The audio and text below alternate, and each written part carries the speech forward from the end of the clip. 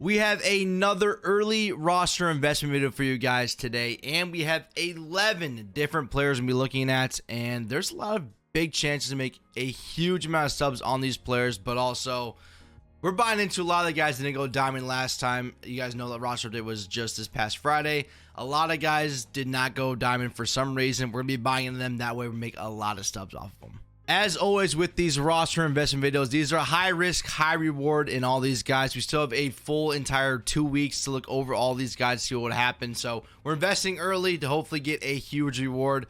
Hopefully they all pan out. They not always do. Just keep that in mind as we're going through this. So the first person we're going to talk about is the shortstop for the Atlanta Braves. Now he just got a nice boost to an 80 overall, but that doesn't mean that he's not going to continue to go up right here. So looking at his past 14 days against right-handed pitching, he's batting .359. He's got 3 home runs and 2 doubles. And then against lefties, he's batting .429 with 2 home runs and 1 double, which obviously means everything is going to get a nice boost right there. We're also getting close to the All-Star break where they start moving up the fielding ratings as well. Obviously, I don't really pay attention to them right now, but that's another thing to keep in mind as we're going close to the All-Star break. But SWANSON has been killing the ball, obviously. Plus 14 considered 85. That's very, very generous. I think we still get a nice little boost there. Upper 80s definitely the contact, maybe the mid to upper 60s for the power as well. Hopefully he keeps hitting as well as he has been. He's been doing very well this year. So SWANSON, the first person we're looking at. Another new gold just recently is Ian Happ, the left fielder for the Chicago Cubs, having a really, really great year. Over the past 14 days, a .367 average. Against righties, he's batting .368. He's got 2 home runs, he's got a triple and 4 doubles. The power numbers are going to get a nice little increase right there. And then versus left-handed pitching, also .364. He's always struggled against left-handed pitching, but he's finally doing really well this year, so it's awesome to see. No power numbers versus lefties right here. No home runs, no triples, no doubles. But again, the contact is already super high up there. .364 should stay about the same right there. Now, if we go back to his right-handed hitting, again, .368. 2 home runs, 1 triple, and 4 doubles. That's about 38 at-bats right there, too. Should get a nice little boost, especially to the contact versus righties and the power versus righties. Now, again, he's playing at 14. That's not what it's going to be. But a 14 gets up to an 86, which I think is pretty dang generous. Left field is heavily weighted with hitting. If you have fielding on there too, it just helps out with that too. So if he gets a nice little boost, I think 7, we can maybe get to an 82, 83 right there. Hopefully he continues to do well, and we see him maybe go diamond at some point. Not yet. I think we'll go to about 82, 83, and then we just keep investing him until he gets that diamond point. Now, the next card we're going to talk about is Andrew Vaughn. Again, another left fielder, but for the Chicago White Sox this time. Now, Andrew Vaughn, I feel like has kind of been under the radar the entire year. Over the past 14 days, he's batting .407. He's got a home run. He's got 3 doubles, and he has 20 singles as well. But Andrew Vaughn, I feel like I haven't heard much about him. I saw a really random stat between him and Vladimir Guerrero Jr. I think it was between like the first 157 games throughout their entire careers. Literally the same exact numbers. So we have a lot of hype for Vlad, not a lot of hype for Andrew Vaughn, but we're going to be buying into this hype right now with Andrew Vaughn. So against righties over that span, .396 average, 1 home run, 3 doubles. And then versus lefties, he's batting .455, a really small sample size with only 11 at-bats, but he does have 5 singles against them. Contact numbers are going to continue to go up right there. Power numbers could get a nice little boost there too. Fielding, again, not great in left field. I don't really know how good he is at fielding, to be honest with you guys. If he changes to first base, those numbers will change a little bit there too, because fielding isn't as heavily weighted at first base. But Andrew Vaughn's been very, very good this year. Again, over the course of the 2022 season, he's batting .325. So again, just a guy I think that's been super, super under the radar. But a guy we're going to invest in now. He's going to need to get a lot of power and hitting attribute upgrades. Again, the fielding kind of is a little suspect for him to at least go diamond. He's going to an 84 now with plus 14. Obviously, it's not going up that high. About an 82, 83. We got to hope to continue that he hits the ball, and then we see him go diamond as well. We do have our first pitcher of our early roster investment, and that is Yu Darvish, a starting pitcher for San Diego Padres. Now, Yu Darvish has had a pretty decent year. He doesn't really strike out as many people as he used to. Obviously, he's 35 now. He's a little bit older, more of a finesse pitcher now. But over the past 14 days, only a 170 average against him. 85 hits per 9. Obviously, get a nice increase right there. Over the course of the year, 208. So, again, he's pretty below that. He's been below that for the last 28 days at 177. Not a lot of strikeouts, not a ton of walks either. So I don't really see that moving that much. In the entire year, he has 82 innings pitched, only 66 strikeouts. Again, he's just a little bit older now, so it doesn't get as many strikeouts as he used to. Walks could be up a little bit right there. Nothing too crazy there. He's getting up 6 home runs, so probably the same there. The biggest thing that's going to get a nice increase is the hits per 9. Now, is he going to be going diamond? I don't know about that. He's kind of a guy that we're just be looking at. A guy that goes up to the next tier that we invest in. 82 to 83 again for him. Should get a nice little upgrade. Darvish, starting pitcher for the San Diego Padres. We have another pitcher, this time a closing pitcher, Emmanuel CLASE for the Cleveland Guardians. Now, CLASE, again, has had a really great year. A 184 batting average against, 33 strikeouts, 4 walks over the last 14 days. 6 strikeouts, 0 walks, a 174 batting average. Over the last 7 days, 4 strikeouts, 0 hits allowed. And that's in 9 at-bats, 23 at-bats for the last 14 days. Hits per 9 are going to get a nice little boost right there. The Ks per 9 are going to be about the same. They're not really not going to get that much of a boost. 30 innings pitched, 33 strikeouts, about the same right there. But the walks, I mean, only 4 walks in 30 innings is very, very good. Only 1 walk in the last 48 at-bats as well. Could get a really nice boost right there. Again, hits per 9, walks per 9, get a nice little boost. I don't know if he goes diamond, but 84 is where I think I'm going to have him set at right there as long as he keeps it up for the next couple weeks. We could see him at diamond at some point, though. Him and Ryan Helsley are kind of like in the same realm, I guess, where they haven't given up a lot of runs, haven't given up a lot of hits, but we'll have to see how each of them end up.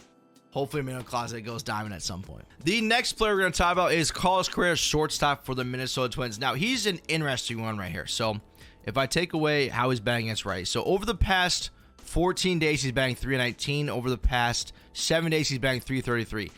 Now, the thing with Carlos Correa, and this is the thing that's kind of been the entire year, I feel like, against righties, he's doing very well. Last 14 days, a .389 average, 2 home runs, 2 doubles. In the past 7 days, again, 2 home runs, a double right there, batting .360. Now, the problem with Carlos Correa, now his card shows us actually differently, but against left-handed pitching, he has not been very good, especially over the last 14 days.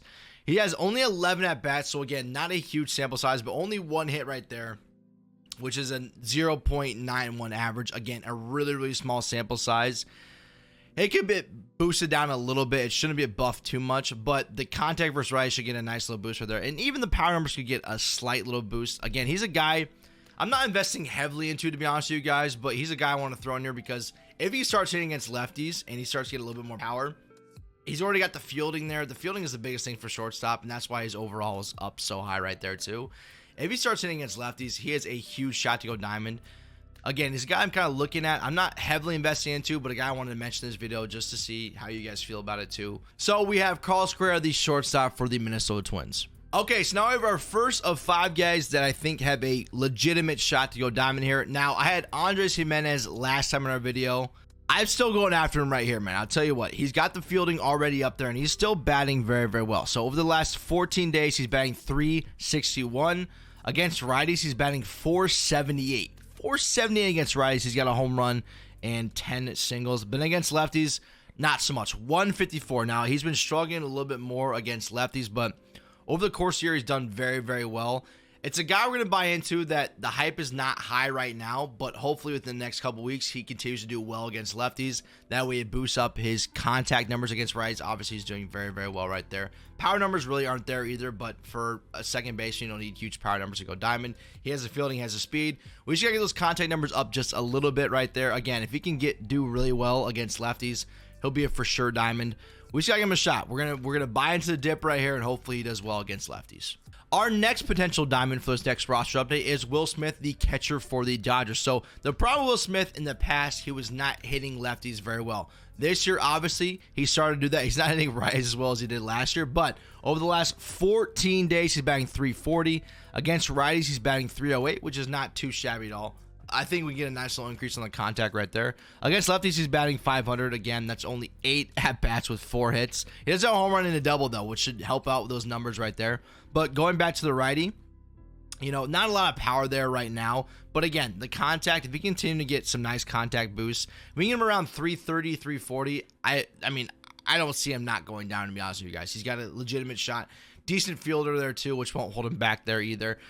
Problem in the past has always been hitting against lefties. Now it's hitting against righties, but hopefully he can kind of turn that around and hopefully do a little bit better against righties. Again, 320, 330, 340 should give him a nice little boost to a diamond. Our next potential diamond is Max Fried, the starting pitcher for the Atlanta Braves. So Max Fried in the last 7 days, his last outing was very, very good. He had 8 strikeouts, only 2 walks. He only gave up 5 hits as well. Over the last 14 days, a 239 average, which is about on par with what he's been doing for the entire year. 14 strikeouts, 3 walks in the last 28 days, 31 strikeouts, and 7 walks. So across the entire year, 87 innings pitched, 83 strikeouts, 15 walks. He's done a pretty good job so far. So the biggest thing we want to get a nice boost with him is the Ks per 9 and the hits per 9. Now, again, 83 strikeouts below 87 innings pitched.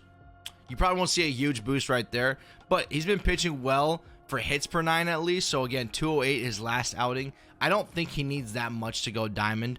If he continues to not walk people either, 15 walks in 87 innings pitched is phenomenal as well. Again, get 1 more or 2 more really good outings from him where he doesn't have a lot of walks, gets a lot of strikeouts, and doesn't get a lot of hits. He's a for sure diamond. He's been very good this year. He's kind of been teetering there for a while now. I can see him doing it finally. Hopefully, Max Fried hits diamond for us. Okay, the last 2 guys are people we've talked about for a long time, and I literally don't understand why they're not diamond yet. Sandy Alcantara got some attribute boosted, but then he also got some buffed as well. It doesn't make any sense. He's been very, very good the entire year. A 194 average. His last outing, literally right before the roster update too, 12 strikeouts and 1 walk. In the last 14 days, 17 strikeouts and 4 walks. Last 28 days, 45 strikeouts and 6 walks. I feel like I'm kind of beating a dead horse here. You guys, we've talked about him a ton. I don't think I need to say too much about him. We're buying the dip right now. He's below. Let's go take a look at his price really quick. He's at 2,622. If he goes diamond, the quick sell value is at 3,000. So you can still buy him for a nice little 600 flip right there if you guys want to, invest in him. I don't know how he's not diamond yet, but he needs to go diamond. It doesn't make any sense to me. Hopefully, they actually give him the boost next time in the next roster update. And then last, we have Ryan Helsley, the closing pitcher for the St. Louis Cardinals. Again, I feel like I don't really need to talk too much about him. We've talked about him for the entire year so far. I don't understand why he's not a diamond either. He's getting up a little bit more hits, and a little bit more hits in his last 7 days is a 143 average. Just doesn't make sense to me, man. He's another guy, in my opinion, that needs just a slight boost to get to a diamond. +8 right there gets him to an 88. If we get a +2 to each of his hits per 9, Ks per 9, he should get a nice little boost right there. Also, 7 walks and 27 innings pitched, 65 walks. I feel like that could be boosted just a little bit, like a +2 or +3 as well. So right now, he's only going for a sell now of 1,900 stubs. Put in a buy order, grab him. If you get him at an 85 diamond, that's 3K right there. That's an 1,100 flip right there, but take with a 10% tax, just a little bit less than that. But Ryan Helsley, I don't know why he's not a diamond. He should be. It doesn't make any sense to me. He should go diamond next time, especially if he keeps up what he's been doing.